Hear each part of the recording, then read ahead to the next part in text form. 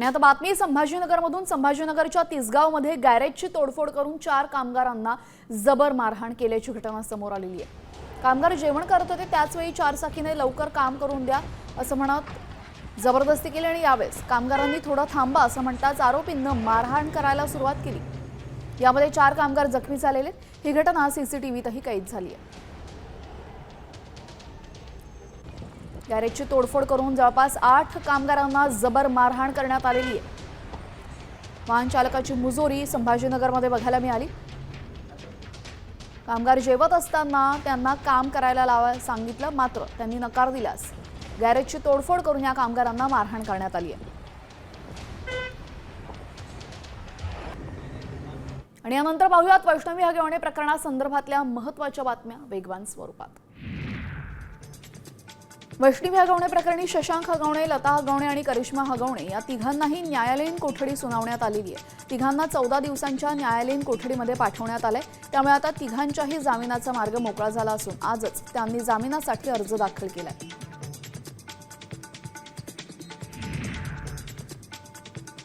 वैष्णवीच्या चारित्र्यावर शिंतोडे उडवू नका, माझी मुलगी गेली असं सांगत वैष्णवीच्या वडिलांना अश्रू अनावर झाले।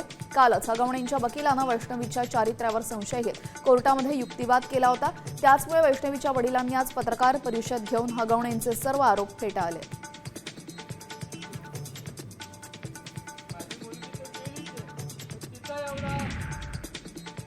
हगवणेंच्या वकिलाने वैष्णवीच्या चारित्र्यावर केलेले आरोप वैष्णवीच्या वडिलांनी फेटाळून लावलेले। हगवणेकडे 5 कोटींच्या गाड्या नाहीत, ते आम्ही दिलेली गाडीच वापरत असल्याचंही वैष्णवीच्या वडिलांनी सांगितलंय। तर शशांक हगवणेला 1.5 लाखांचा मोबाईलही आम्हीच दिला असा दावा वैष्णवीचे वडील अनिल कसबट यांनी केलेला आहे।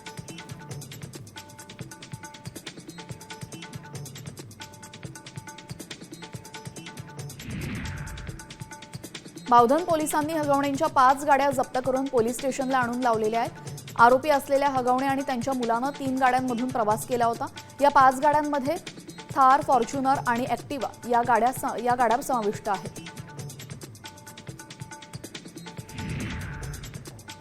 वैष्णवी हगवणेच्या आईवडिलांनी तिला गणेशोत्सवाच्या काळात चांदीच्या गौराई भेट दिल्या होत्या। त्याचा व्हिडिओ आता समोर आलेला आहे। तर दुसरा व्हिडिओ अंगठी दिल्याचा आहे। वैष्णवीचा नवरा शशांक हगवणेला तिच्या आईवडिलांनी अधिक मासामध्ये अंगठी भेट दिलेली होती।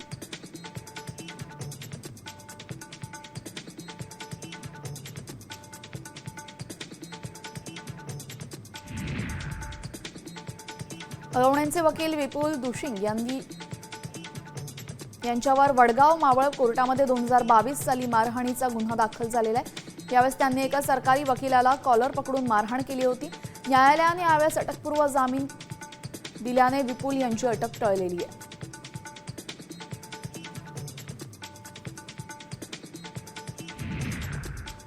आणि आता एक धक्कादायक बातमी समोर येते। रेल्वे ट्रॅकवर ट्रॅक्टर पलटी झालेला आहे। यावेळेस नांदेडच्या मुदखेड रेल्वे स्टेशनमध्ये ही घटना घडलेली आहे। मुदखेड रेल्वे स्टेशनच्या प्लॅटफॉर्म क्रमांक 1 वर दुरुस्तीचं काम सुरू आहे। या कामासाठी ट्रॅक्टर लावण्यात आला होता, मात्र दुरुस्तीच्या कामाचं साहित्य घेऊन जाणारा हा ट्रॅक्टर रेल्वे ट्रॅकवरच पलटी झालाय। सुदैवानं ट्रॅक्टरवर कुठलीही रेल्वे आली नसल्यानं मोठा अनर्थ टळलेला आहे।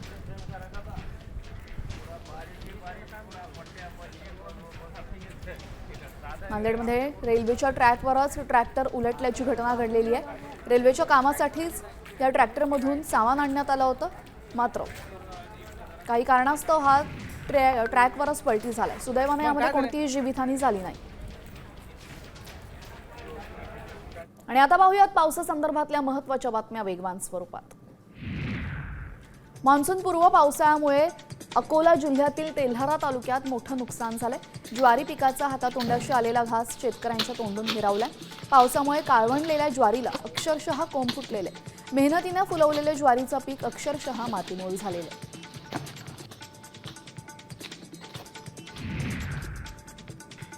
जालन्यामध्ये मुसळधार पावसामुळे कोबी उत्पादक शेतकरी हवालदिल झालाय। 2 एकर क्षेत्रावरील कोबी पीक धोक्यात आलं असून शेतकऱ्यांचं लाखो रुपयांचं नुकसान झालेलं आहे।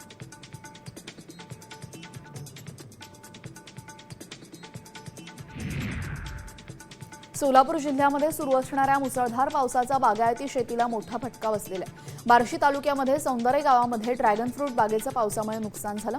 निसर्गाच्या लहरीपणामुळे ड्रॅगन फ्रूटचा दर्जा ढासळलाय, त्यामुळे बळीराजा अडचणीत सापडलाय।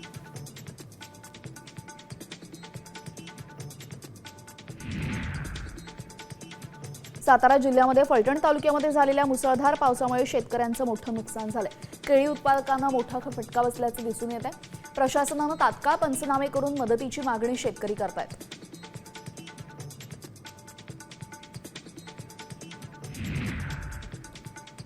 धुळ्यातील नेर परिसरामध्ये काल पावसानं अचानक हजेरी लावली, त्यामुळे शेतामध्ये काढून ठेवलेला मका आणि कांदा पूर्णपणे भिजलेला आहे। दरम्यान शेती पिकांचं नुकसान पाहणी करून नुकसान भरपाई द्यावी अशी मागणी शेतकऱ्यांनी केलेली आहे।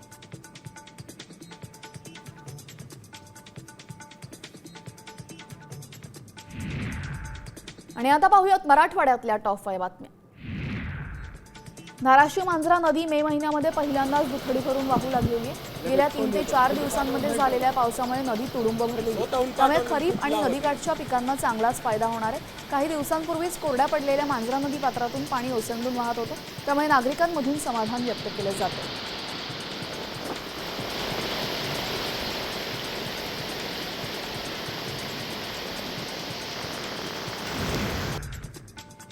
नांदेडमधल्या पैनगंगा नदीच्या मध्यभागी वानर अडकलं। पाण्याच्या शोधामध्ये वानर या ठिकाणी गेलं होतं। नदीपात्राच्या वरच्या भागामध्ये मोठा पाऊस झाल्याने अचानक पूर आला आणि त्यामुळे सहस्त्रकुंड धबधब्यावर ते अडकून बसलं होतं।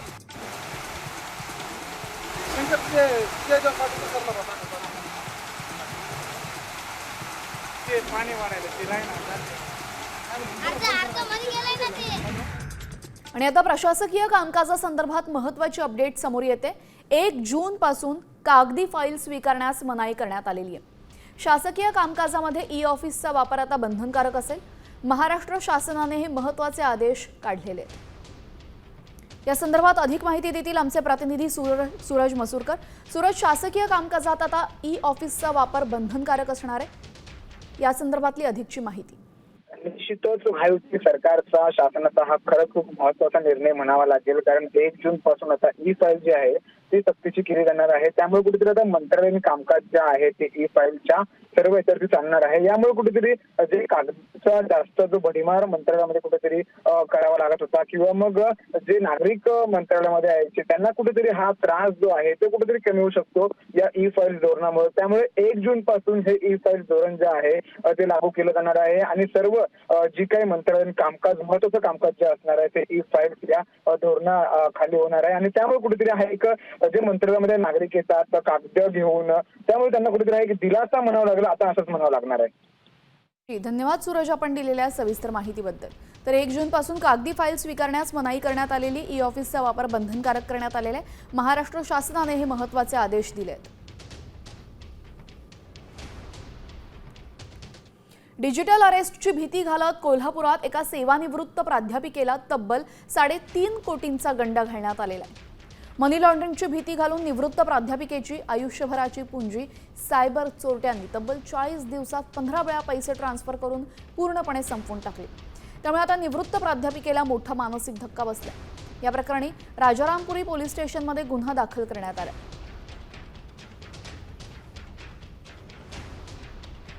आणि आता पाहूयात महत्त्वाच्या बातम्या वेगवान स्वरूपात। जालन्यातील घनसावंगीमध्ये एका तरुणाला बेदम मारहाण करण्यात आलेली। तरुणाला घरातून फरफटत ओढून टोळक्यानं लाठ्या-काठ्यांनी मारलेले। वाळू तस्करीच्या आर्थिक व्यवहारातून मारहाण करण्यात आल्याची माहिती समोर येते। बाई बाई बाई भरूचाची बाई बाई ए मम्मी तू इकडे होय।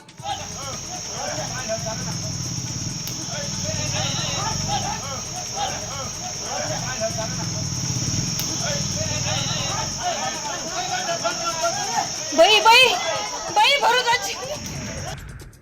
नांदेडमध्ये आधार केंद्रावर महिलांमध्ये तुंबळ हाणामारी झाली। आधार अपडेट करण्यासाठी रांगेत उभं राहण्याच्या कारणावरून 2 महिला एकमेकींना भिडल्या। शहरातील पोस्ट ऑफिसमध्ये आधार केंद्रासमोरील ही हाणामारी आहे। एका दिवसामध्ये 40 आधार अपडेट होत असल्याने नागरिकांचे प्रचंड हाल होत आहेत।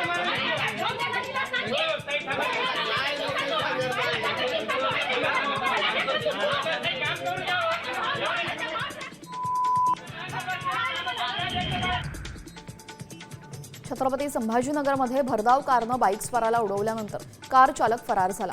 भरधाव वेगानं आलेल्या कारनं जोरात धडक दिल्यानं बाईक इलेक्ट्रिक पोलला जाऊन आदळली आणि मोठा स्फोट होऊन बाईकला आग लागली। या अपघातामध्ये बाईकस्वार गंभीर जखमी झालेला आहे।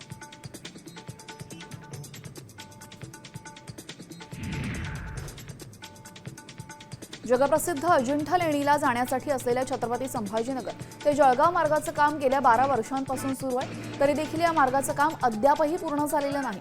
त्यामुळे आता अजिंठा लेणी पाहण्यासाठी आलेल्या जगातील वेगवेगळ्या देशातील पर्यटकांना होणारा त्रास जागतिक पातळीवर महाराष्ट्राची प्रतिमा मलिन करणारा ठरतोय।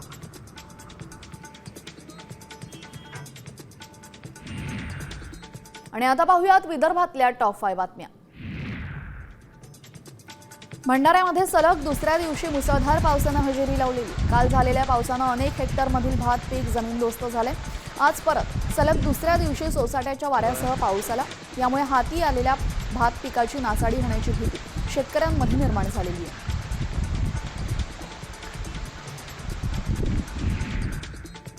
अमरावती शहरामध्ये पुढील 6 दिवस वीज पुरवठा बंद राहणार आहे। महावितरण कंपनीतर्फे वीज यंत्रणा दुरुस्तीला सुरुवात होते।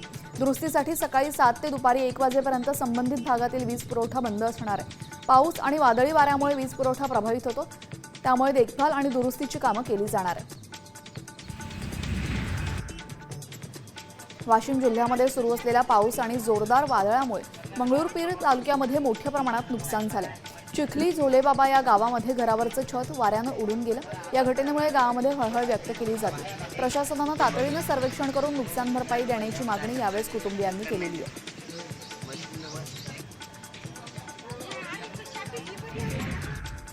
यवतमाळ शहरामधील SBI बँकेच्या 2 ATM मशीनमध्ये छेडछाड करून चोरट्यांनी 1,14,200 रुपयांची रोकड लंपास केली।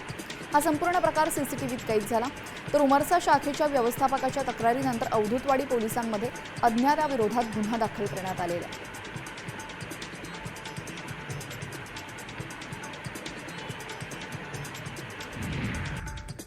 पाकिस्तानमध्ये गेलेल्या सुनीता जमगाडे यांना पोलिसांनी नागपुरात आणलेले आहे। यावेळेस LOC ओलांडून पाकिस्तानमध्ये गेलेल्या सुनीता जामगडेची नागपूर पोलिसांकडून चौकशी सुरू आहे। सुनीता ही फक्त भेटायला गेली की अन्य काही करण्यासाठी गेली होती, या निमित्तानं शोध पोलीस घेत आहेत।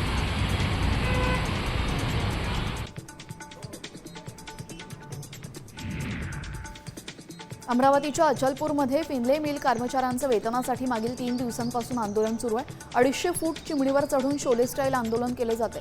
जोपर्यंत वेतन खात्यामध्ये जमा होणार नाही तोपर्यंत आंदोलन मागे न घेण्याची भूमिका आंदोलनकर्त्यांनी घेतलेली आहे।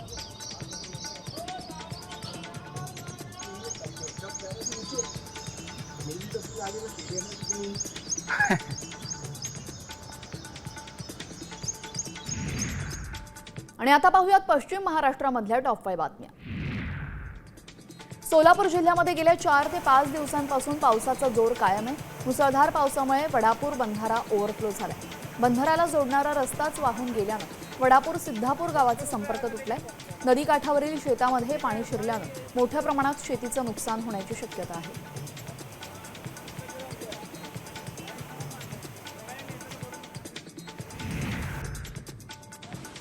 सोलापूरच्या भीमा खोऱ्यामध्ये मुसळधार पावसामुळे भीमा नदीच्या पाण्याच्या पातळीत वाढ झालेली आहे। अशा परिस्थितीत सुद्धा नदीमध्ये एका शाळकरी मुलीने धाडसी स्टंटबाजी केलेली आहे। पावसामुळे पाण्याचा प्रवाह वाढला असताना सुद्धा मुलीने उडी मारलेली आहे।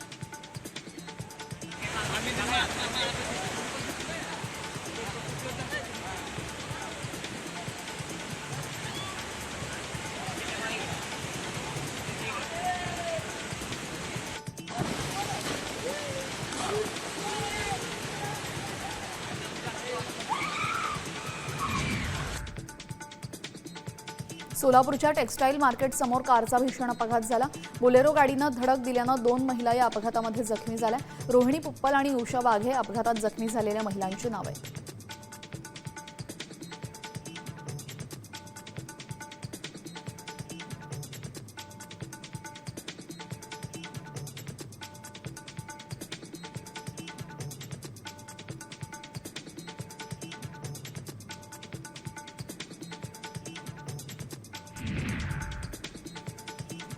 कोल्हापुरातील गांधी मैदानाचा पावसामुळे तळ्यात रूपांतर झालंय। त्यामुळे आता शिवसेना ठाकरे गटाकडून अनोखं आंदोलन करण्यात आलं।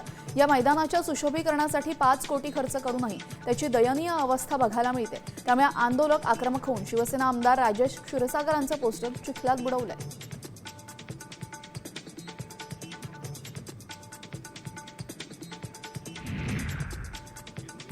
आमदार रणजित मोहिते पाटलांना पक्षविरोधी काम केल्याप्रकरणी महसूल मंत्री चंद्रशेखर बावनकुळेंनी कारणे दाखवा नोटीस पाठवली होती। त्यावर बावनकुळेंना प्रश्न विचारण्यात आलेला आहे। यावेळी आमदार मोहिते पाटील यांनी मान खाली घातली तर हा विषय केंद्रीय अनुशासन समितीकडे असल्याचं बावनकुळे म्हणाले।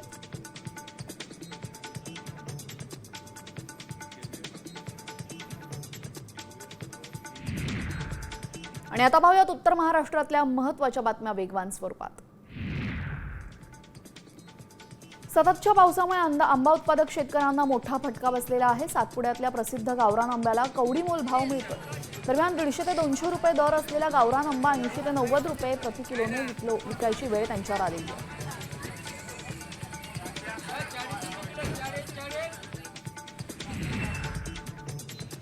भांड्यांचा संच घेण्यासाठी लाडक्या बहिणींची तुफान गर्दी झालेली आहे। नंदुरबारमध्ये लाभार्थी बहिणी रांगेमध्ये उभ्या आहेत। मध्यरात्री 3 वाजल्यापासून लाडक्या बहिणी रांगेत उभ्या असून आता 1.5 किलोमीटरपर्यंत रांगा लागलेल्या आहेत। तासनतास उभं राहिल्यानंतरही नंबर न आल्याने लाडक्या बहिणींनी संताप व्यक्त केला।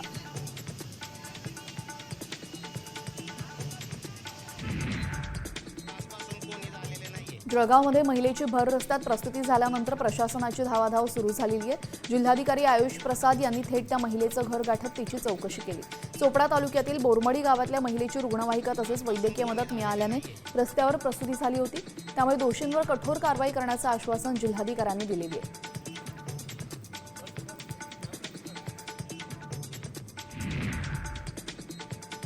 धुळे पालिका प्रशासनाचा अनागोंदी कारभार समोर आलेला आहे। धुळे महापालिकेनं 6 महिन्यांपूर्वी तयार केलेला रस्ता पुन्हा एकदा फोडण्यात आला। शहरातील अनेक ठिकाणी नवीन रस्ते फोडून अपूर्ण काम पूर्ण करण्याचा धडाका महापालिकेनं लावलेला आहे। नागरिक भरत असलेल्या कराची धुळे प्रशासनाकडनं कशी उधळण होते हे यातून दिसतंय।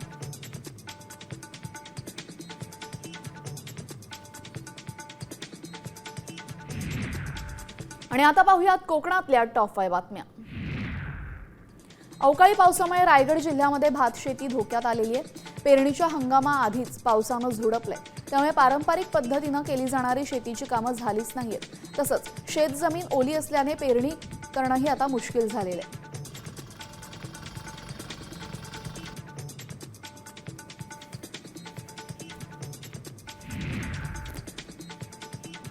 वेळेआधीच पाऊस आल्यानं सिंधुदुर्ग जिल्ह्याला मोठा फटका बसलेला आहे। सिंधुदुर्ग जिल्ह्यामध्ये भुईमुग शेतीचं मोठं नुकसान झालंय। भुईमुग शेतीमध्ये पाणी घुसून शेंगदाणा वाया जाण्याची शक्यता आहे। त्यामुळे आता कुडाळ तालुक्यातील हुरमळा राणेवाडीतील शेतकऱ्यांचं लाखो रुपयांचं नुकसान झालंय। सिंधुदुर्गमध्ये मुसळधार पावसाचा फटका वीज वितरण कंपनीला बसलाय। कुडाळमधील पणदूरमध्ये वीज वितरण कंपनीची वॉल पावसामुळे तुटलेली कोसळलेली आहे। यामध्ये कोणतीही जीवितहानी झाली नाही, मात्र वितरणाचं मोठं नुकसान झालेलं आहे।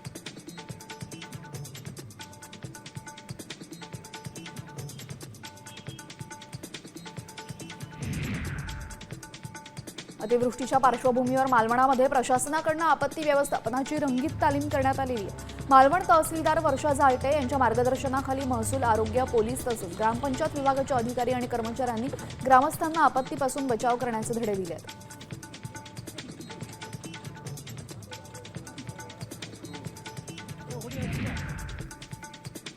रत्नागिरीमध्ये 11 जूनपर्यंत मनाई आदेश लागू करण्यात आलेले आहेत। रत्नागिरी जिल्ह्यातील कायदा आणि सुव्यवस्था अबाधित राहण्यासाठी हा निर्णय घेण्यात आलेला आहे। अप्पर जिल्हा दंडाधिकारी चंद्रकांत सूर्यवंशी यांनी या संदर्भात आदेश दिले।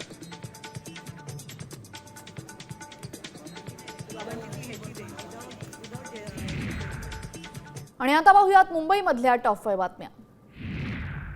मुंबईतल्या गोरेगावमधल्या सोसायटीच्या लिफ्टमध्ये हाणामारी झालेली आहे। गोरेगाव पश्चिम इथे ही घटना घडली। ही घटना सीसीटीव्हीमध्ये चित्रित झालेली आहे। बेकायदेशीर पार्किंगवरनं वाद झाल्याची माहिती आहे। या प्रकरणी गोरेगाव पोलिसांनी दोन्ही आरोपींविरुद्ध गुन्हा दाखल केलेला आहे। दोन्ही बाजूच्या एका व्यक्तीला ताब्यात घेतलेलं आहे।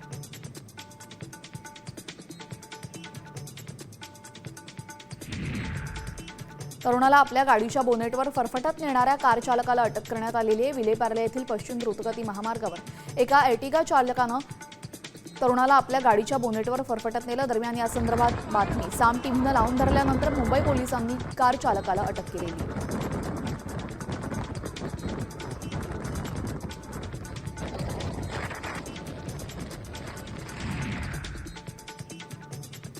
मुंबई आंतरराष्ट्रीय विमानतळावर तब्बल 8.5 कोटी रुपयांचं कोकेन जप्त करण्यात आलेलं आहे. परदेशी प्रवाशांकडून 886 ग्रॅम कोकेन जप्त करण्यात आलं. कस्टम विभागानं ही कारवाई केली आहे. जप्त करण्यात आलेल्या कोकेनच्या किमती जवळपास 8,66,00,000 रुपये इतकी आहे. तपासणीमध्ये परदेशी प्रवाशांना कोकेनच्या कॅप्सूल्स प्राशन केल्याचं उघड झालं. जे ईडीला घाबरून पळाले त्या सर्वांना मी पुस्तक पाठवतोय असं म्हणत संजय राऊतांनी महायुतीवर निशाणा साधला. देवेंद्र फडणवीस आणि एकनाथ शिंदेंना देखील पुस्तक पाठवलेले, त्यांनी ते वाचावं असं राऊत म्हणाले. मुख्यमंत्री देवेंद्र फडणवीस यांनी आज पुन्हा एकदा शरद पवारांचं कौतुक केलं. फडणवीसांनी शरद पवारांबाबत अनेक गोष्टी आवडतात असं सांगितलं. तसंच जय पराजयाचे ते विचार करत नाही, सातत्यानं काम करत राहतात असं फडणवीस म्हणाले.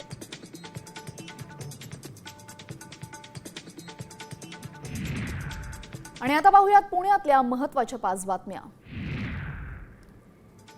पुण्यातल्या डीपी रस्त्यावर असलेल्या एका कॅफेजवळ 3 तरुणांनी हातात कोयते आणि धारधार हत्यारं घेऊन दहशत माजवलेली आहे. त्यांनी काही वाहनांची तोडफोड देखील केली. या घटनेला आता 3 दिवस उलटून गेले असतानाही संबंधित पोलिसांनी अद्याप कोणतीही ठोस कारवाई केली नाहीये.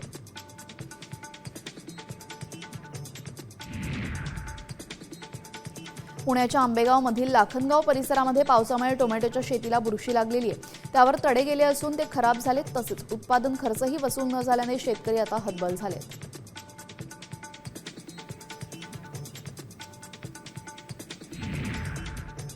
पुणे जिल्ह्यामध्ये शेती पिकांना पंचनाम्यासाठी सुरुवात झालेली आहे. मान्सूनपूर्व पावसामुळे शेतातील पिकांचं मोठं नुकसान झालेलं आहे. भुईमुग, बाजरी, उन्हाळी पीक काढण्याआधीच पावसानं हजेरी लावल्याने शेतकऱ्यांना मोठा आर्थिक फटका बसलाय.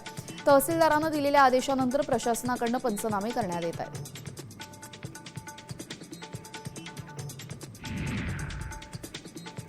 पुण्यामध्ये भाजपाचे खडकवासला मतदारसंघाचे आमदार भीमराव तापकीर यांच्या घरामध्ये घुसण्याचा प्रयत्न करणाऱ्या व्यक्तीला पोलिसांनी अटक केलेली आहे. आरोपीने पोलीस कर्मचाऱ्याला शिवीगाळ करत मारहाण करण्याची धमकी दिली होती. सहकारनगर पोलीस ठाण्यामध्ये आरोपीविरुद्ध गुन्हा दाखल करण्यात आलेला आहे. रुबी हॉल क्लिनिकमधील किडनी रॅकेट प्रकरणी डॉक्टर अजय तावरेला 2 जूनपर्यंत पोलीस कोठडी सुनावण्यात आली आहे. तावरे सध्या पोर्शे अपघात प्रकरणामध्ये गेल्या वर्षभरापासून येरवडा न्यायालयीन कोठडीमध्ये आहे.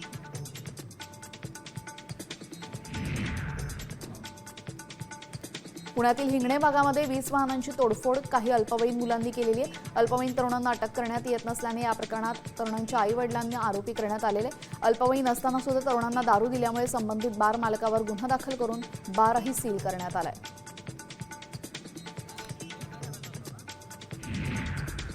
आणि आता पाहूयात नाशिकमधल्या महत्त्वाच्या 5 बातम्या. नाशिकमध्ये अज्ञात टोळक्यानं बारला आग लावली. बाटलीमध्ये आणलेले ज्वलनशील पदार्थ टाकून आग लावल्याचं सीसीटीव्हीमध्ये चित्रित झालेलं आहे. कुमार भारती बारला आग लावण्यात आलेली आहे.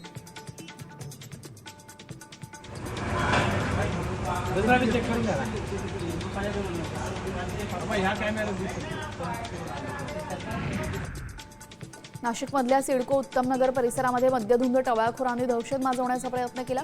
या तरुणांनी फर्निचरच्या दुकानावर आणि घरावर कोयत्यानं वार करत ही संपूर्ण घटना सीसीटीव्हीमध्ये कैद झाली आहे.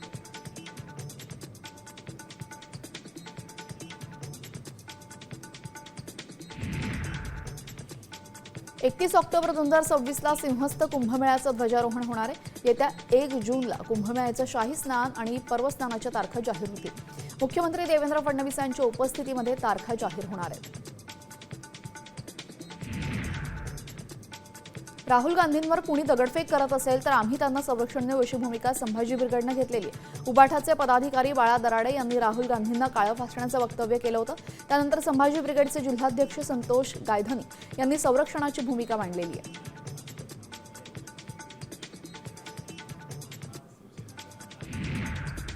आणि आता पाहूया ठाणे पालघरमधल्या महत्त्वाच्या 5 बातम्या. नवी मुंबई एपीएमसीमध्ये सडलेला टोमॅटो पुन्हा विक्रीस आणला जात असल्याचं धक्कादायक वास्तव समोर आलेलं आहे. पावसामुळे खराब झालेले टोमॅटो बाजारात फेकण्यात आला होता. मात्र एका व्यक्तीनं हेच सडलेले टोमॅटो गोळा करत असतानाचा साम टीव्हीच्या कॅमेरात हा व्हिडिओ कैद झालेला आहे. गोळा केलेले टोमॅटो नंतर किरकोळ बाजारात अगदी स्वस्तात विकले जात असल्याचे सुद्धा स्पष्ट दिसते.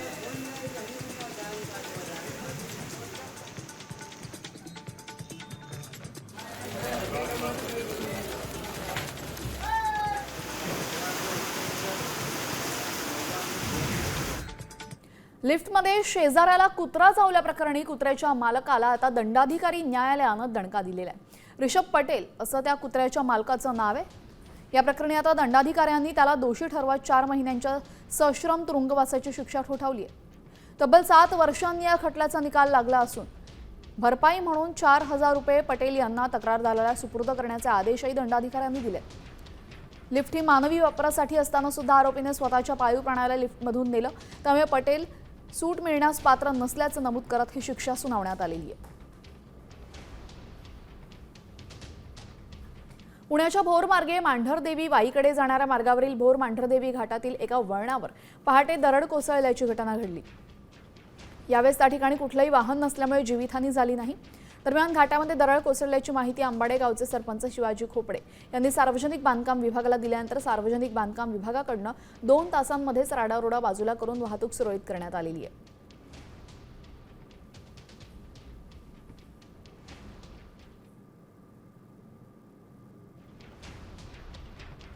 धाराशिव, कळंब आणि तुळजापूर परिसरामध्ये जोरदार मुसळधार पाऊस सुरू आहे। कळंब तालुक्यामध्ये संतीशपूर गावामध्ये नदीला पूर आला असून गावचा संपर्क तुटलेला आहे। दरम्यान प्रशासनाकडे पुलाचं काम करण्यासाठी वारंवार पाठपुरावा करूनही दुर्लक्ष झाल्याचा आरोप करण्यात येतोय।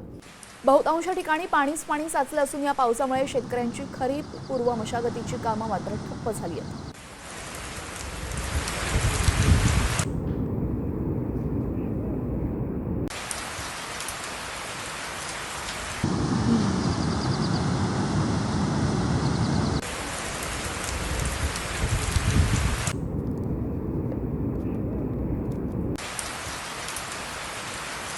तर आपण पाहतो धाराशिवमध्ये मुसळधार पाऊस कोसळतोय। कळंब धाराशिवची दृश्य।